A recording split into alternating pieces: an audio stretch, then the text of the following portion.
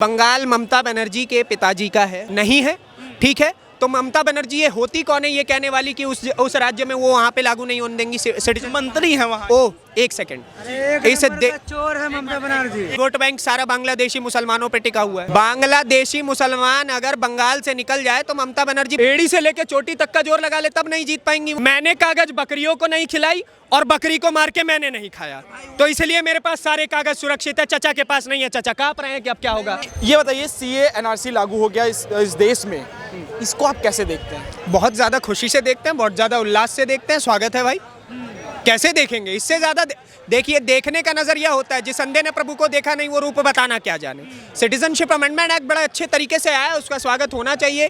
जो लोग किसी अन्य देश में प्रताड़ित थे, अगर हम उन्हें अपनाने के लिए इतने सक्षम हो गए, हमारी कंट्री इतनी सक्षम हो गई है, तो प्राउड तो फील होगा ही ना। जो लोग दूसरे देश में प्रताड़ित थे, हम उनको अनाज देने वाले हैं, हम उनको नौकरियां देने वाले हैं। तो भाई ऐसे कानून का स्वागत है, शौक से स्वागत करेंगे।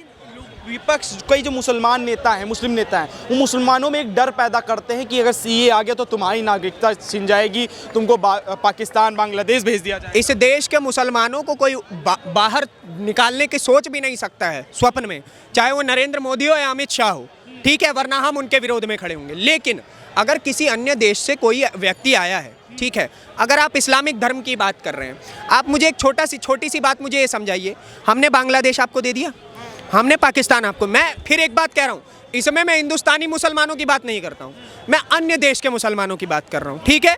अब चाहे वो पाकिस्तानी मुसलमान हो, चाहे वो बांग्लादेशी मुसलमान हो, चाहे वो अफगानिस्तान के मुसलमान हो, ठीक है। जब हमने आपको अन्य देश दे दिए और फिर आप वहाँ से उठ के यहाँ ये कह के आ रहे हैं कि हम उस देश में परेशान थे, तो बहुत सिंपल सा लॉजिक है, आप इस देश में भी परेशान रहेंगे भाई। जब आप अपने देश में खुशी नहीं है तो इस देश में आपको कहाँ से खुशी मिल जाएगी, ठीक है। लेकिन इसमें भारतीय मुसलमानों का सीए से कोई लेना देना नहीं है, भारतीय हिंदुओं का सीए से कोई लेना देना नहीं है। वो लोग हमेशा इस देश में रहेंगे, स्वागत है उनका, शौक से स्वागत करेंगे भाई।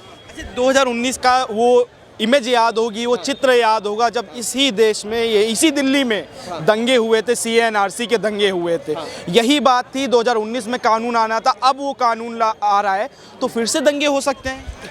देखिए, दंगे हो सकते हैं, संभावनाएं हैं, ठीक है, लेकिन बहुत सिंपल सी चीज़ है। मैं इस देश के सभी व्यक्तियों को यही कहना चाहूँगा कि ये हमारा देश है, आपने और हमने मिल करके इसे संजोया है, इसे पिरोया है, इसे यहाँ तक ले करके आए हैं, ठीक है। तो अपने ही देश की प्रॉपर्टीज़ को आग लगाने का कोई मतलब नहीं बनता है। यह आपके और हमारे पैसों से ही खरीदी हुई चीज़ें हैं, तो ऐसी चीज़ें ना हो, बेहतर है हम लोग खुशहाली से रहें, ठीक है, और इस देश में हर व्यक्ति खुशी से रहे, यही मनोकामना हम लोग हमेशा करते हैं जी। बीजेपी का एक सबसे बड़ा एक जो माइनस पॉइंट रहता है, मिस कम्युनिकेशन का रहता है कि वो अपनी बात सही ढंग से नहीं पहुंचा पाते। यही काम किसान आंदोलन में भी हुआ था, जब तीन किसान कानून आए थे, उसके बाद यही बात सीए एनआरसी में हुआ था। तो इस बार जो कानून लाया गया है, तो क्या इस बार बीजेपी ढंग से अपनी बात को मुसलमानों तक, हमारे भारत के जो मुसलमान भाई उनके तक पहुँचाएगी? देखिए, पहुंचाने का प्रयास करेगी। X IAS officer, IFS officer ने, या फिर करंट के आईएएस ऑफिसर, आईएफएस ऑफिसर्स ने ये कानून बनाया है, तो सोच समझ के बनाया होगा, ठीक है। आप और मैं तो बहुत तुच्छ प्राणी हैं उनके खिलाफ बात करने के लिए भाई, तो वो लोग सोच समझ के ही बनाते हैं। वो लोग अपनी बातों को पहुंचाने का प्रयास करेंगे। प्रयास हमें भी करना है कि हम उस कानून को बहुत अच्छे से समझ पाएँ, ठीक है, ये रहेगा। ममता बनर्जी, जब सीए की बात आती तो ममता बनर्जी का जिक्र होना बहुत ज़रूरी हो जाता है, क्योंकि उन्होंने भरे मन से कहा था कि मैं बंगाल में सीए नहीं लागू होने दूंगी। बंगाल ममता बनर्जी के पिताजी का है? या आपके पिताजी का या मेरे पिताजी का है? नहीं है, ठीक है। तो ममता बनर्जी ये होती कौन है ये कहने वाली कि उस राज्य में वो वहाँ पे लागू नहीं होने देंगी सिटीजन? मंत्री है वहाँ। ओ एक सेकंड, चोर है ममता बनर्जी, इसलिए तो ऐसा खुद बोल दिया उन्होंने, एक नंबर का चोर है ममता बनर्जी, इसलिए उन्होंने ऐसा बोल दिया। कर रही है, सुनिए, 42 सीट खुद लड़ेगी। नहीं, अभी थोड़ी दूसरी बात सुनिए, ममता बनर्जी और बंगाल इस देश से अलग नहीं है, ठीक है। जो कानून पूरे देश में लागू होंगे वही कानून बंगाल में भी लागू होगा, और ममता बनर्जी को भी एक्सेप्ट करना पड़ेगा, ठीक है। और वरना एक साइन का खेला होता है सब, राष्ट्रपति जी को एक साइन करना है, राष्ट्रपति शासन लग जाएगा वहाँ पे, सारा सत्ता का नशा चूर चूर होके कदमों में आ जाएगा 1 मिनट के अंदर। तो इससे अच्छा है कि इस प्रकार के बयानों से दूर रहिए ममता दीदी, और आप अपने हिस्से की राजनीति करिए। देश के संविधान को कैसे परिवर्तित करना है ये आप मत सिखाइए। क्या लगता है आपको, ये ममता बनर्जी ने जो बोला है कि सीए हम लागू नहीं होने देंगे बंगाल में, उसके पीछे क्या तर्क हो सकता है, क्या कारण हो? बहुत सिंपल सा लॉजिक है, वोट बैंक सारा बांग्लादेशी मुसलमानों पे टिका हुआ है। सही बांग्लादेशी मुसलमान अगर बंगाल से निकल जाए तो ममता बनर्जी एड़ी से लेकर चोटी तक का जोर लगा ले तब नहीं जीत पाएंगी वो। ठीक है, वो सारा वोट बैंक उनके ऊपर निर्भर है। यही कारण है कि वो चाहती हैं कि सिटीजनशिप अमेंडमेंट एक्ट लागू नहीं होगा। और एक वो वहाँ पे चाणक्य बैठा हुआ है, वो गाड़ी भी सीए नंबर लेके घूम रहा है। वो कह रहा है भैया हम तो लागू करेंगे, वो कह रही है लागू नहीं होने देंगे। और इन सब ये सब जितनी देर में ये दोनों बात कर रहे थे उतने में लागू हो गया। तो वही चीज़ कहते हैं ना कि बीजेपी मुसलमानों के खिलाफ है देश में, और मुसलमानों को बरगलाने की बात करते हैं। सर मुझे एक बात बताइए, प्रधानमंत्री इस देश के नरेंद्र मोदी का एक बयान मुझे मुसलमानों के खिलाफ आप कोट करके बता दीजिए, मैं भी बोलूंगा कि हाँ नरेंद्र मोदी मुसलमानों के खिलाफ है या भारतीय जनता पार्टी मुसलमानों के खिलाफ है। एक बयान कोट करिए। लेकिन विपक्ष कहता है ये चीज़ें, काफ़ी बयान देते हैं विपक्ष ऐसे बात। तो विपक्ष ही ऐसी बातें कहता है क्योंकि विपक्ष स्वप्न में जी रहा है। ठीक है, सपने में देख रहा है वो सब कुछ कि ऐसा हो रहा है देश में दंगे हो रहे हैं। अरे तुमसे ज़्यादा दंगे किसी ने करवाए? 84 के दंगे तुम्हारे, 92 में हिंदू पंडितों को कश्मीर से निकालने वाले तुम, केरला में दंगे तुम्हारे, बंगाल में दंगे तुम्हारे, कर्नाटका में दंगे तुम्हारे, राजस्थान में दंगे तुम्हारे, उत्तराखंड में दंगे तुम्हारे, उत्तर प्रदेश में दंगे तुम्हारे। अपने दंगे नहीं, इनके दंगे। अलग ही नंगा नाच चल रहा है भाई इनका। एक मिनट रुकिए, क्या नाम है चाचा आपका? मेरा अशोक। अशोक जी, क्या लग रहा है जो अभी थोड़ी देर पहले इस देश में सीएए लागू हो गया है, जो 2019 में जो दंगे हुए थे दिल्ली के अंदर सीएनआरसी वाले, जिस वजह से वो कानून वापस ले आ गया है देश में, क्या सोचते हैं इस पे? जानते हैं इस पे? नहीं मैं क्या बताऊँ आपको, अब क्या मतलब ये क्या दिखाएंगे, प्रूफ क्या दिखाएंगे? ये मांगते हैं कि हमारे बाबा की क्या नाम है वो दिखाओ, वो क्या नाम है पेपर दिखाए। तो बाबा को पेपर कहाँ से लाएंगे भाई? जो बाप मार के 14 साल का छोड़ कर मर गया वो कहाँ से दिखाएंगे उसकी जन्मपत्री? बताओ। सही बात, बहुत बड़ा सवाल है कि कहते हैं पेपर दिखाने की बात करते। फिर वही बात मेरी सुनिए, यहाँ पे इनका घर होगा या इन्होंने जो ज़मीन ली होगी वो ज़मीन रजिस्ट्रार ऑफिस में लिखी हुई होगी। ठीक है, कि किस समय ली गई थी, किस समय इनके नाम पे की होगी, उतना तो प्रूफ होगा ना कि वो कागज भी बकरी खा गई।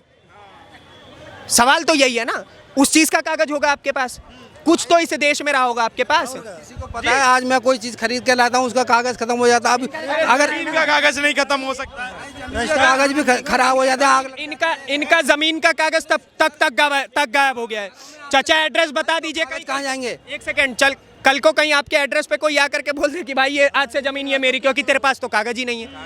मैं क्या बोलूं भाई साहब, तर्क इतनी घटिया देते हैं ना, इतनी घटिया तर्क कि भाई साहब कोई लॉजिक ही नहीं है।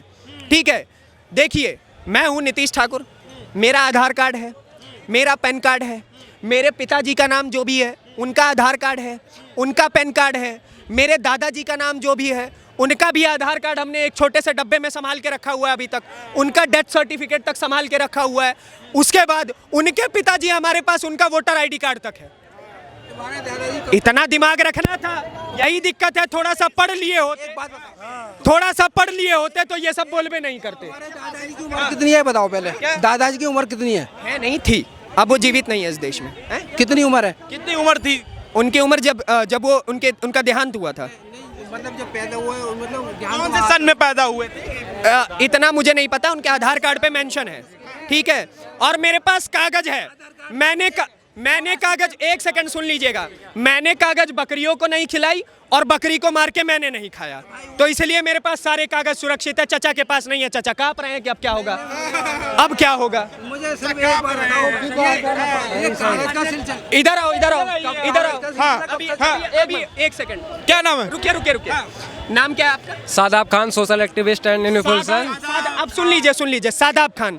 सादाब जी, आपको डर लग रहा है सीए आने से? नहीं, मेरे को क्यों लगेगा? आपके पास कागज है? कागज हो या ना हो, देखिए सिटीजन अमेंडमेंट एक्ट जो आज पारित हो गया है, ये अल्पसंख्यक समुदाय के लिए है। उसमें मुस्लिम कम्युनिटी माइनॉरिटी को नहीं लिया गया है। क्यों? क्योंकि उसमें हिंदू हैं, सिख हैं, बौद्ध हैं, पारसी हैं, जो पहले भारत में शरण लेके यहाँ पर निवास कर रहे थे, अब उनको नागरिकता देने का अधिकार है, ना कि आप उनको ना कि उनको बर्थ। मैं तो कल द्वारका मोड़ से आ रहा था, एक चचा मिले मेरे को, खान साहब ही थे, मैं भी खान साहब हूँ। कह रहे भैया सादाब भैया ये बताइए मेरे को बर्थ सर्टिफिकेट बनवाना है, कहाँ से बनेगा? मैंने कहा चाचा इतनी आफत क्या हो गई कि अब बर्थ सर्टिफिकेट बनवाने जा रहे हो? 57 साल 58 साल की उम्र है। कह रहे यार सीए लागू होने जा रहा है, अब तो बनवाना पड़ेगा, कागज़ दिखाने पड़ेंगे, डॉक्यूमेंट दिखाना पड़ेगा। मैंने बोला देखो निश्चिंत रहो, ये आपका बेटा यूपी का सादाब आपके साथ है, ऐसा कोई दिक्कत नहीं है। जो लोग अफवाह फैला रहे हैं उनके खिलाफ सख्त से सख्त कार्रवाई की जाएगी। और जैसे चचा ने बात किया कि सर्टिफिकेट दिखाना पड़ेगा, कोई भी सर्टिफिकेट दिखाने, उसमें माइनॉरिटी जो मुस्लिम है उसमें अंतर्गत लिया ही नहीं गया है। ठीक है, मुसलमान थे, ये हिंदुस्तानी मुसलमान की आवाज़ थी। ये रहे चचा, ये भी मुसलमान हैं। मैं आपके ऊपर टिप्पण, अच्छा हिंदू हैं तो फिर काहे डर रहे हैं? डरने की बात नहीं है तो भैया, आप हिंदू हो के डर रहे हैं? मैं आपका एक सेकंड सुनिए, मैं आपका कागज बनवाऊंगा, आप टेंशन मत ले, मेरा नंबर ले लीजिएगा, मैं आपका कागज बनवा दूंगा, डरने की कोई दिक्कत नहीं है, मैं आपके साथ हूं। लेकिन अगर आप बांग्लादेश से टॉप करके इस देश में कुछ गलत करने आए हैं तो भाई साहब तो फिर तो उठा के उसी नाव में बिठा करके भेज देंगे, ठीक है? और सुनिए मजे की बात, इस देश में सब कुछ संवैधानिक रूप से हो रहा है, बाबा साहेब अम्बेडकर का देश है, जय भीम हम लोग कहते हैं, तो उसको अपनाना चाहिए। संविधान में कहीं ना कहीं तो सीए शब्द लिखा होगा, तभी तो अमित शाह के दिमाग में आया कि लगाना है इसे, तो वही हिसाब है, अमित शाह के दिमाग में आया, उसने इम्प्लीमेंट कर दिया। और अब जो हो रहा है देखिए, जो होता है वो सही होता है, जो होना होता है वो भी सही के लिए होना होता है। लेकिन अगर आपके मन में चोर है तो आपका हृदय कांपेगा, अगर आपके मन में चोर नहीं है तो आपका हृदय नहीं कांपेगा।